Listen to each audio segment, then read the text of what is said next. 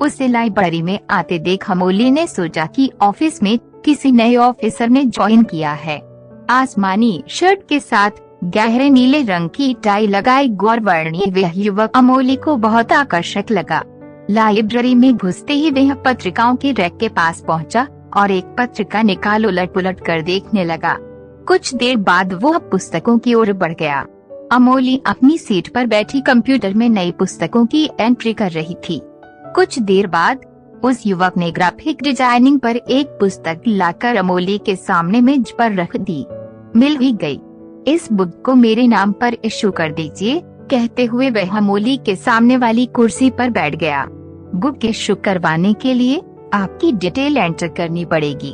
अपना नाम, डिपार्टमेंट, पता वगैरह बताएं प्लीज। अमोली उस युवक की ओर देखते हुए बोली, इसकी जरूरत नहीं, ऑलरेडी एंटर्ड है सब कुछ।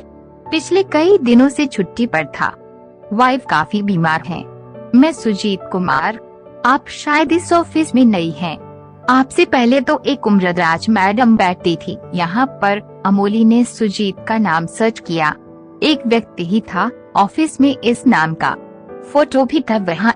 अमोली ने बुक इश्यू कर दी। कुछ देर मुस्कुराकर अमोली को देखने के बाद बोला, अच्छा लगा आपसे मिलकर, मिलते रहेंगे, और फिर तेजी से बाहर निकल गया। डिजाइनिंग की एक मल्टीनेशनल फर्म में वहाँ काम करने वाले लोगों के लिए बनी हुई थी वो लाइब्रेरी। अमोली वहाँ 2 माह पहले ही आई थी। सारा दिन काम में व्यस्त रहने के कारण उसकी किसी से मित्रता नहीं हो पाई थी। बुक इश्यू करते समय या कोई जानकारी देते हुए जब कुछ देर के लिए किसी से उसकी बातचीत हो जाती तब उसे बहुत अच्छा लगता था।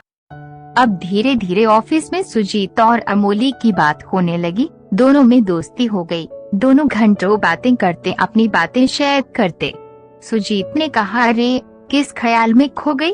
मैं परेशान नहीं करना चाहता था तुम्हें, चलो किसी और टॉपिक पर बात करते हैं बाहर चलकर, कहकर सुजीत कुर्सी से उठ गया और अमोली का हाथ पकड़कर उसे भी उठा दिया। दोनों मुस्कुराते हुए रेस्टोरेंट से बाहर निकल आए। उस रात अमोली को बहुत देर तक नींद नहीं आई। सोचती रही कि सुजीत सच ही तो कह रहा है, उसे भी तो कोई स्वप्निल स्पर्श गुदगुदाता रहा है। एक पिपासा दिन रात महसूस करती है वह सुजीत के दिल पर क्या बीतती होगी। वह तो विवाहित हैं, अपनी पत्नी का साथ देते हुए भी एक अकेलापन।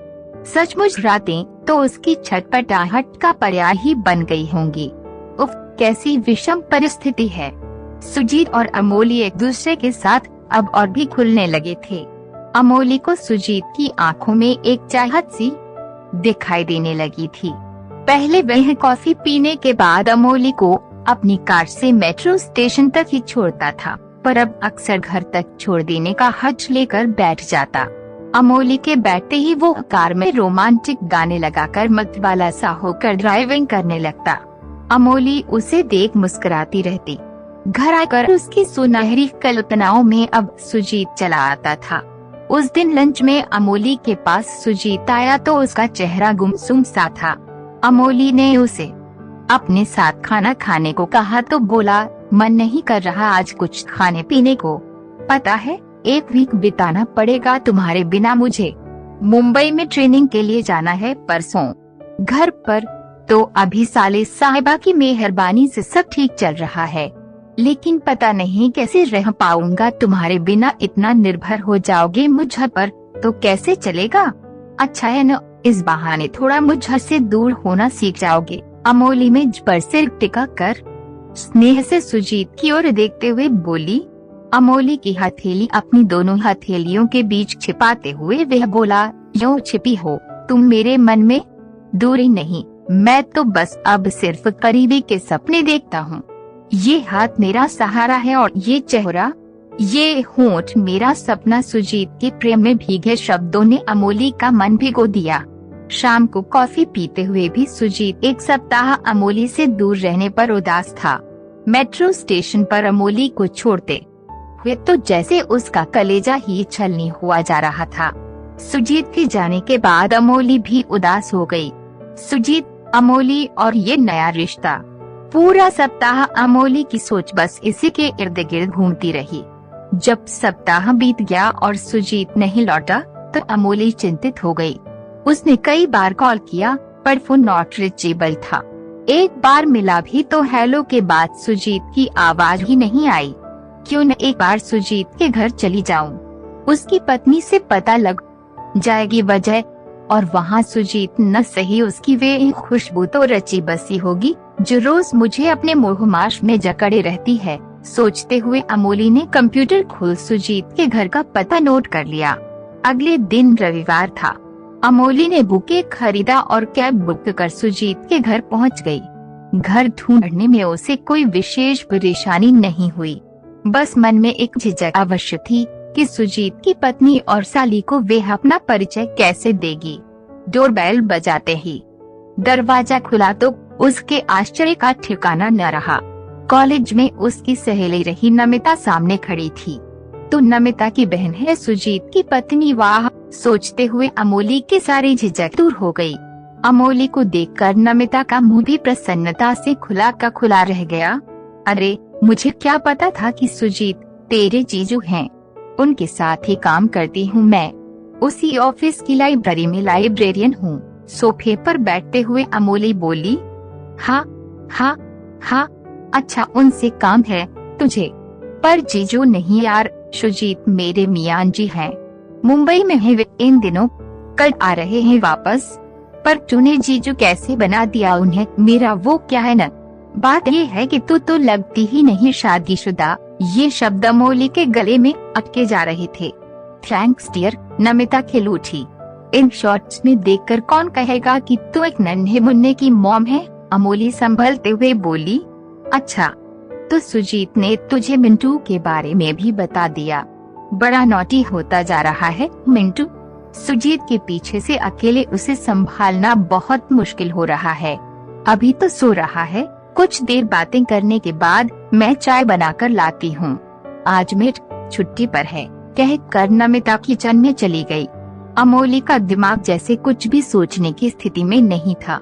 नमिता, सुजीत की पत्नी, बिल्कुल दुरुस्त है। ये तो वह बीमारी क्यों किया सुजीत ने? ऐसा वो अपने को लुट्टा सा महसूस कर रही थी। नमिता से मिलकर अमोली को पुराना समय याद आ रहा था। कॉलेज में साथ पढ़ने वाली नमिता उसकी पक्की सहेली तो नहीं थी, पर दोनों में मित्रता अवश्य थी। क्या सोच रही है?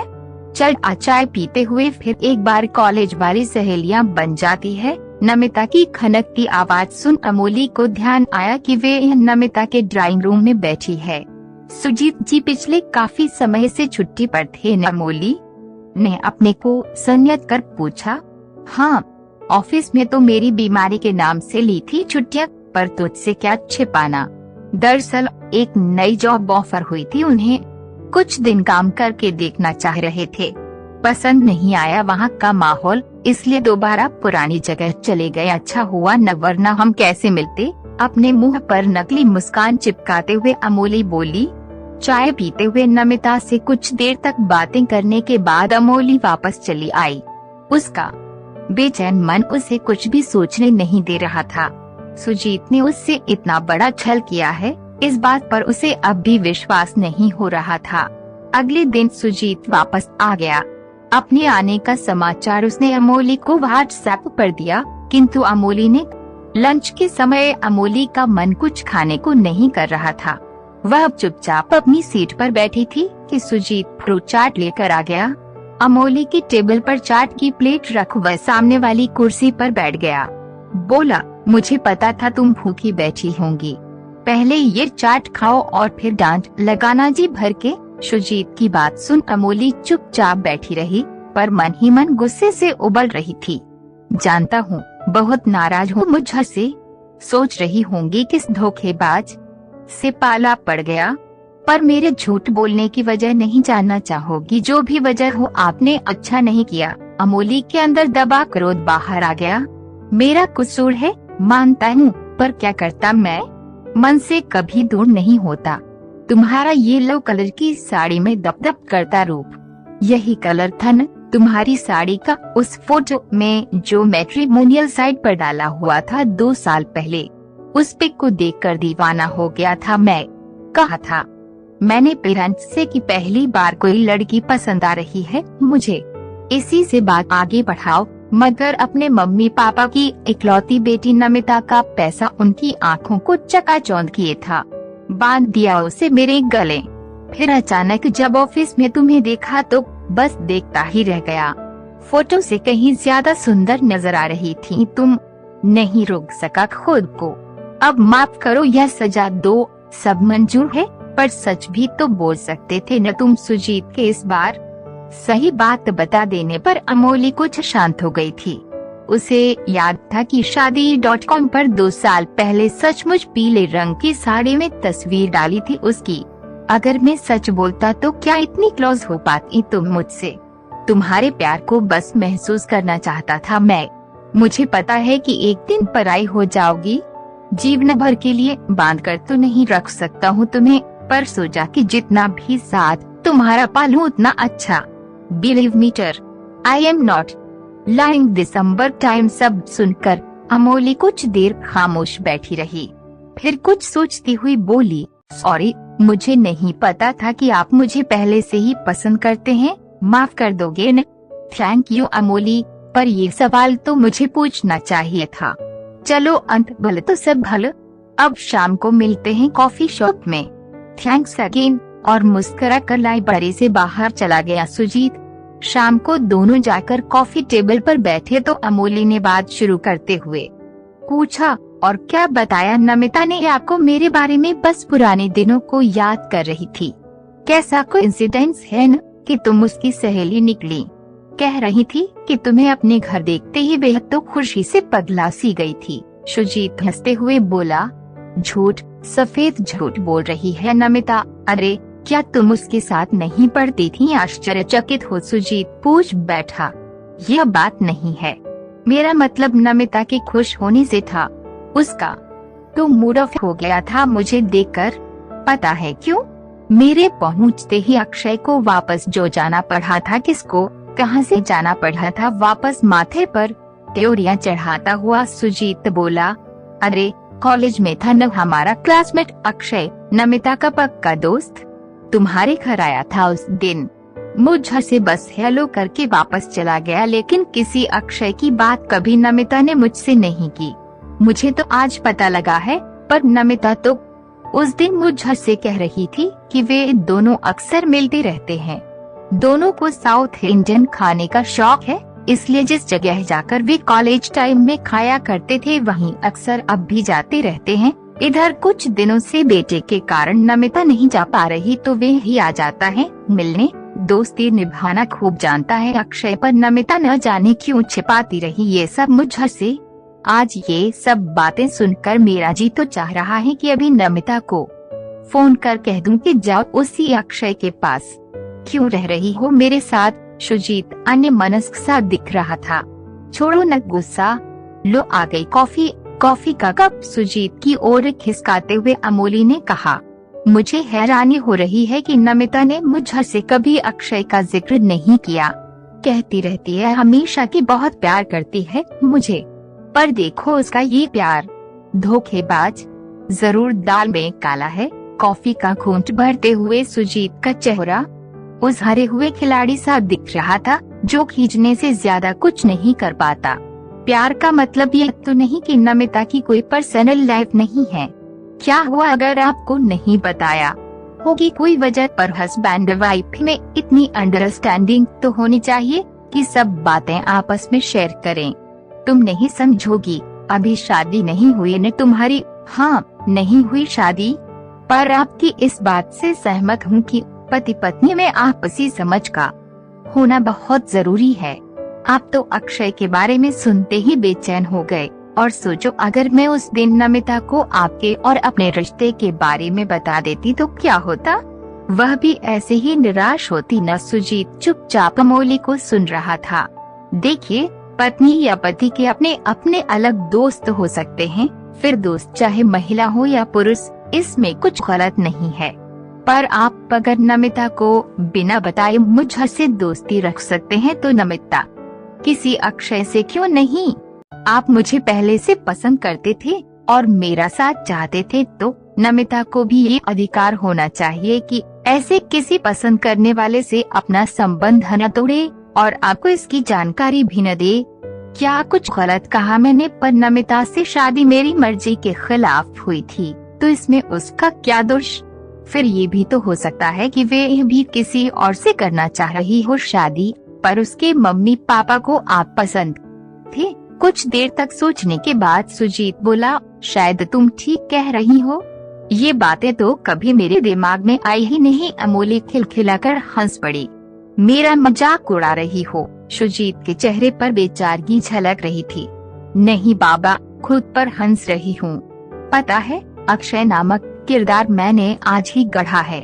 ऐसा कोई व्यक्ति नमिता की जिंदगी में नहीं है और कभी था भी नहीं। मेरा मकसद आपको इस रिश्ते की अहमियत तक लाना था जिसे आप भूल चुके थे। तुम खूबसूरत ही नहीं, गजब की छवि रखती हो। सुजीत अमोली को देख मुस्कुरा दिया। नहीं, मैं एक औरत होने के नाते औरत के मन को समझती हूँ बस। मुझसे भी जिंदगी में कोई भूल हो सकती है। मेरे दोस्त बने रहना और ऐसे वक्त पर सही राह दिखाना मुझे। अमोली भी मुस्कुरा दी। कॉफी पीकर दोनों बाहर आए तो हमेशा की तरह सुजीत ने अमोली को मेट्रो स्टेशन तक छोड़ने के लिए अपनी कार में बैठा लिया। रास्ते में एक जगह कार रोककर कुछ लाने बाहर चला गया। जब लौटा तो साथ में लाए पैकेट को डैशबोर्ड पर रख दिया। अखबार के कागज में डोरी में बंधे पैकेट से झांकते सफेद फूलों को देख अमोली समझ गई कि सुजीत सड़क के किनारे बैठी गजरे वाली से रात की रानी के फूलों का गजरा खरीद लाया है। वह जानती थी कि नमिता को बालों में गजरा लगाना बहुत पसंद है। फूलों की सुगंध कार में फैल गई।